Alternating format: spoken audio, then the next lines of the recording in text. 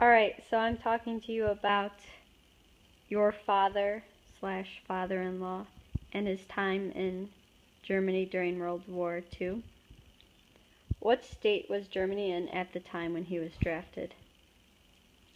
Well, from what I remember, and I've talked to Dorothea's father quite a bit, his name was Gunther, about this, in the evenings and that. And he told me that when he was drafted, it was at the end of the war. Germany was in a terrible state. They were losing the war. They were being attacked on both ends, one end by the Americans and one end by the Russians. And really, hope was lost for Germany at that point. Their cities were bombed. Uh, their economy was decimated, and it was a very bad situation in that country. They were about to lose the war when he was drafted. At what age was he drafted? He was drafted at the age of 16. Because at that point, they had drafted everybody. They'd taken such terrible losses. Millions of soldiers had died. And so they had to change the draft ages to the youngest they could, just so they could fill the ranks with somebody at those front lines. At what point in the war was he drafted? At the end of the war, and that's why he was drafted so young, and so the war was, like I was saying earlier, was almost lost at that point. Okay. So, where was he taken when he was drafted? He was taken to a training camp for a very short period of time, somewhere near his hometown, which was close to Cologne in Germany. And he was given a uniform. He was given just a few weeks of training on how to shoot a gun. When I say few weeks, I mean 2 weeks or less. He was assigned to a unit, and he was sent out. And so he had very little time to adequately train to be a soldier. So he was unprepared for war? He was, I would say, what do you say? Yeah, I would say so. He was unprepared for war. I mean, you think about it, you're 15, he was drafted at 16, 1 year older than you. How would you be prepared for war? Well, okay. Was he a supporter of the war? What he told me was that he did not support the policies of Nazi Germany, that he didn't believe in the propaganda that was being handed out to all the people, but that he had to comply with it, because if you didn't, you would be considered a traitor, and you could be executed on the spot at that point. And so he kept his opinions to himself, but he wasn't a believer in the propaganda of the German political system. At that time, what was Hitler's or the Nazis party's way of getting people involved in the war and supporting it? They had a huge propaganda machine. They would use almost brainwashing techniques to make everybody believe that what they're saying was the way things are. And they used that through all sorts of media. Newspapers were all controlled by the government. Radio was controlled by the government. And so there was a lot of propaganda. Also, wasn't it because they were getting rid of the Jewish jobs and stuff like that, that now the economy was doing good because all of a sudden... Well, this was before the war, not during the war. During the war, okay. Yeah. I thought you were saying when my dad was being drafted, the economy... at the end of the war. Okay. So he was drafted at the end of the war. So previous to the war, how did they brainwash the people, you're asking? Yeah. Through something called nationalism, where they made the German citizens out to be the superior race.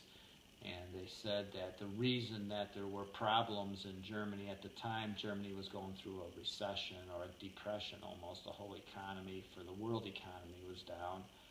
And and people were suffering, and they blamed that on other races or religions or types of people like Jewish people and others like those, and said that's the reason that the German people are suffering. If you joined our party, it'll be German for everyone. What did they say? Deutschland über alles. What's that mean? Germany over everything. And those were the types of sayings that they said. So, and then they got the economy going, and people started getting jobs, and people were making money. So it was like, boy, this guy's got it all together. He's figured it out, not knowing how they figured it out. What was Gunther's views on the Jewish community? I think he stereotyped Jewish people and people in general, but he wasn't hateful towards anybody. He put people in stereotypical boxes and believed that all people were that way. And so in the case of the Jewish people, he had a definite opinion on the Jewish stereotype, and felt that was the way it is, like most Germans. For him, though, he didn't turn it into a negative view of it, just a view of them in general. Whereas the German propaganda machine took that stereotype and then turned it into something negative. So he wasn't that kind of a person. He was a kind person, a nice person, but still very much nationalistic, and had leftover feelings for the Jewish people and others of different nationalities. Yeah, all different nationalities, stereotypical of all nationalities, not only the Jewish. Yeah, but the question was Jewish, right? Yeah. Okay. Did he ever feel threatened or unsafe about his views on the war? Well, he told me that you had to be very careful there because they had people that would turn you in, like you couldn't trust your neighbors, because if you said what you really felt, your neighbor would turn you in, because if they knew and didn't turn you in, they could be held responsible. And so Hitler set up a system in Germany where everybody was spying on each other, to keep the Nazi propaganda machine going. And so he felt very unsafe. Even grandparents didn't trust their grandchildren because the older generation did not believe in the Nazis and Hitler and stuff like that. And they knew if they told anything to their children, the children were taught in school, you have to tell us what's going on in the house. So if it came out in school that your grandparents felt that way, you may not find your grandparents dead the next day. When he was drafted, what was his rank? He was drafted as a simple infantry soldier, a private in the Army, and so he didn't join the officers' corps or anything like that. He was given a rifle and he was put out in the front line as a private. Where was he sent to fight? He was sent to the Eastern Front to fight the Russians that were coming in over Eastern Europe, and so he was in Poland and Eastern, or it would be Western Russia, the eastern side of the German front, which was probably the most deadly, the most brutal part of the war. The Russians were coming at him with a vengeance. What was the battlefield like? He described it as a wasteland, that by that time in the war there was so much destruction and so much death out there on the battlefield that it was very, I would say, lethal out there. And there wasn't a lot of soldiers left. And so his unit was lined up, and he said the SS, who is the secret police, the German secret police, would be behind them, and if you turned around and you retreated or backed up, you'd be shot by the SS. And that's how they kept those young kids from running. Where and how was he captured?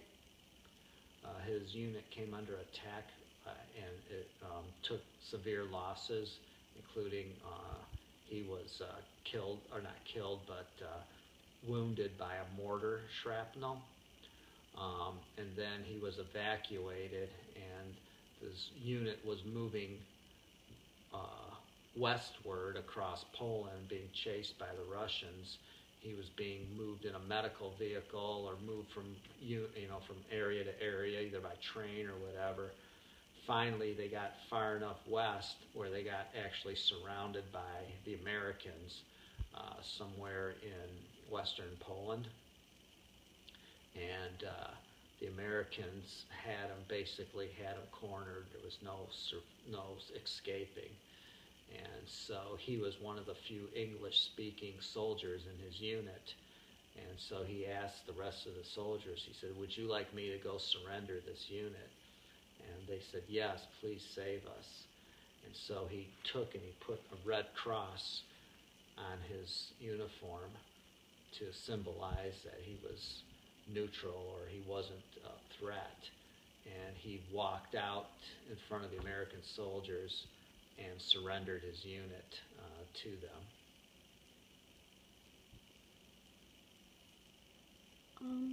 How was he treated as a prisoner of war?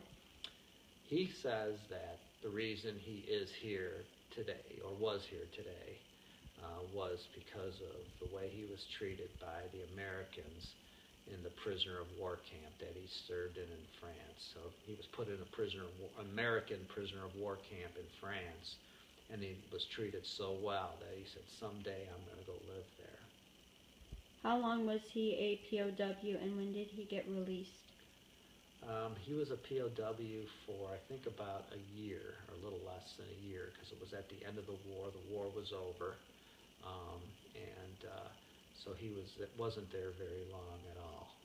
So he was released maybe in 1946, something like that. How was he received when he returned to Germany? Well, I think, like you were saying, I think in general, I think because the war was lost, the German soldiers came back and they were not respected by the general population. The German population was embarrassed about the loss. They were ashamed, I guess is more the word, of losing the war. The country was decimated. There was starvation going on everywhere.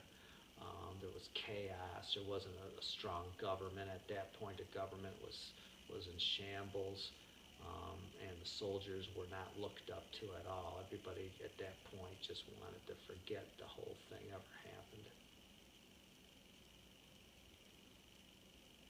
What was the economic state of Germany after the war?